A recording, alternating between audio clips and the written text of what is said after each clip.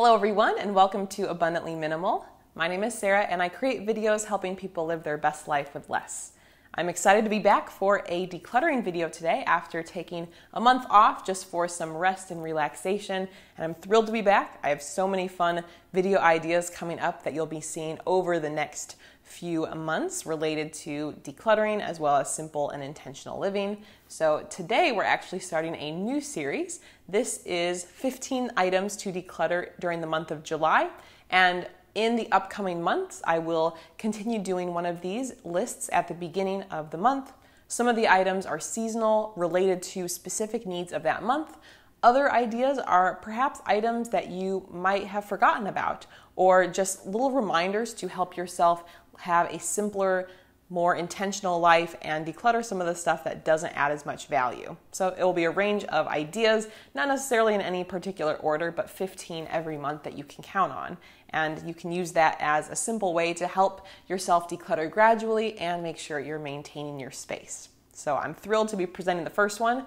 Now I admit, I did, when I filmed this video the first time, I had forgotten to turn my microphone on. I'm refilming this intro here, but I will be maintaining the audio that I had recorded just from my camera. So going forward, I do apologize if the audio is not quite as good as normal, but I hope you'll still be able to get a lot of value out of these tips, and I hope you enjoy it. Let's get into it. First up, head over to your kitchen and check your supply of extra pots and pans and even baking dishes. Do you find that you have more than you actually need? Do you find that you're using all of them regularly? If not, maybe there's one or two or more that you can actually donate. I mentioned surface clutter a lot here on the channel, but specifically check out your coffee table clutter. If you have a coffee table, what is currently on it? Does any of that need to be there or need to be there perpetually? Of course, we might use it temporarily to store things like remotes or a book we're reading, something we're working on, but is that clutter staying there long term? This is a great chance to clean it up if you haven't already done so. You can also take care of any old magazines that you have. Have you ever been the type to get a magazine and just kind of collect them or store them to look back at later, or because they were beautiful or you paid for them? If you're not actually going to go back and read them, we definitely can pass them on. I know when I had extra magazines, I actually let my students pick out which ones they wanted. I had a bunch of National Geographics, for instance, so I let my students get them, as well as I donated ones that were left to the art teacher in our building and let her have them on hand for different art projects. And if they are not fit to donate or doesn't seem to be someone who wants them, recycling them works as well. The next idea is if you have any empty or almost empty toiletries and other personal care products, try to consolidate if you can or prioritize using up those extra products. This can help you reduce the volume of products that you're storing either in your medicine cabinet, under the sink, your linen closet, wherever you're storing some of these different body care products, and ultimately focus on the products that are more important. Especially if there's just a little bit left, try to challenge yourself to use up one of those products. While you're there, maybe it's a great time to examine the body care products or even makeup that did not work for you. Whether it was the wrong color, the texture wasn't great, it just didn't work, that is an excellent candidate to let go of. And maybe that's using it for an alternative purpose, such as repurposing something for shaving cream, or using a face lotion you didn't like on your face on your body. Maybe it's seeing if you've got a friend or family member who might be interested in that. I know I have benefited several times from my sister trying a product out because she's more into that than I am, and she'll actually give me the product she doesn't like, and a few of them have worked really well for me. I've been really grateful to receive those over the years, and it meant that the item didn't go to waste. And of course, if you've had certain products for a very long time, it's possible that they have started to expire and even the quality of the product could have deteriorated, in which case the best option might be to just throw it away. This next one varies.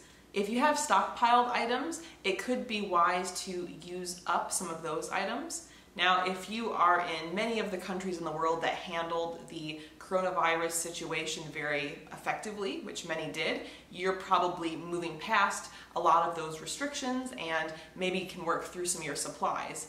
I know also in my state within the United States, things were handled pretty well. We've had one of the best responses out of the 50 states, and fortunately are easing restrictions. Unfortunately, some other states loosened restrictions too early and now are dealing with consequences from that. So maybe it doesn't apply in those situations, but if you are experiencing an easing of restrictions related to COVID, this could be a great time to work through some of those stockpiled items, especially if you purchased extra food supplies or items that you really bought maybe out of fear and now maybe don't have as much fear. We want to make sure we still get our money's worth of those items. So use up what you can yourself. If you have too much of a quantity that you're not going to be able to use up, do consider donating that, whether it's donating food to a local food pantry or other types of products that could be beneficial to different groups in your area.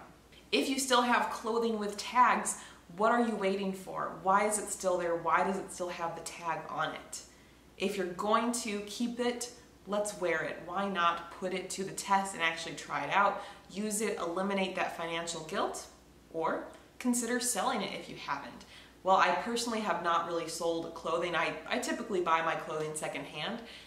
There are great markets out there and apps and programs such as Poshmark or ThredUp that make it easier to sell, especially higher end clothing, as well as donating it. It's great too to just say sayonara to some of those pieces of clothing.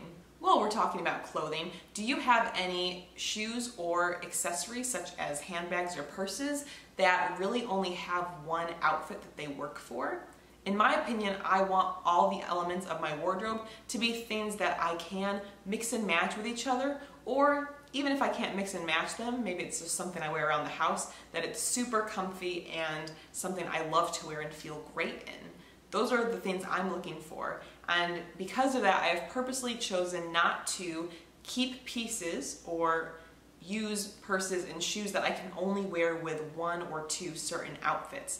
Obviously, it depends on your style, but if you've got either of those shoes, purses, etc. that only work with one outfit or one outfit combination, is that outfit combination worth it? Decide what makes sense for you, and perhaps you can simplify it. We're definitely not in the back to school season yet, but I definitely do like to organize my writing supplies at least once per year and test out to see, if any markers or pens have dried up or are no longer usable, just to make sure I'm getting the most value out of what I have and I prevent them from stockpiling.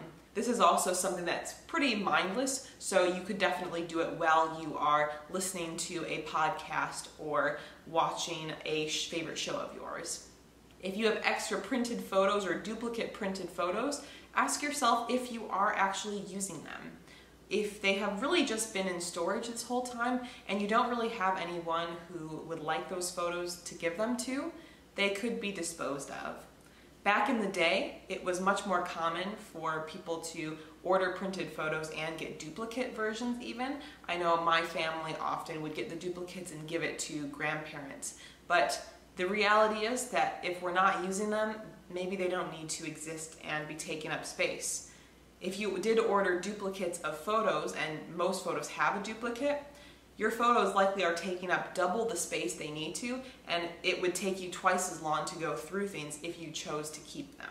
So that's just some food for thought if you wanted to simplify some of your photos. 2 digital clutter ideas pertain to both promotional emails and also unused apps. I know during the time of being at home, I did download a few additional apps on my phone, as well as I did order a few things online more than I did in the past. And in general, when you are doing that, ordering those things or downloading an app, you might be put on an email list that you didn't actually intend to or don't want to be on long term. And I find with email, the concept of ignorance is bliss can be helpful in the sense that if you don't know a sale is happening, you don't know a deal is happening, you're not going to be spending the money.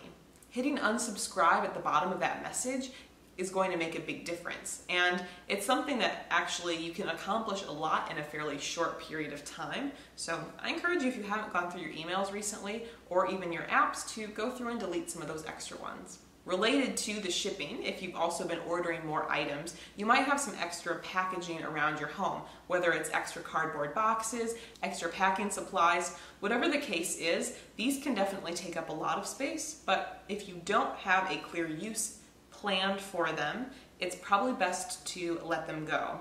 Of course, there are many options for things like cardboard boxes, and they definitely can be recycled. You could even consider transporting your items that you might be donating from this video or something else to your local donation center in these extra boxes as well. Or perhaps if you are decluttering items and choosing to sell them or sell them online, you might want to save a few just to have on hand for selling those items. Finally, idea number 15 is old swimsuits. If you are doing any swimming this summer, you might realize that you have swimsuits from years past that are no longer wearable.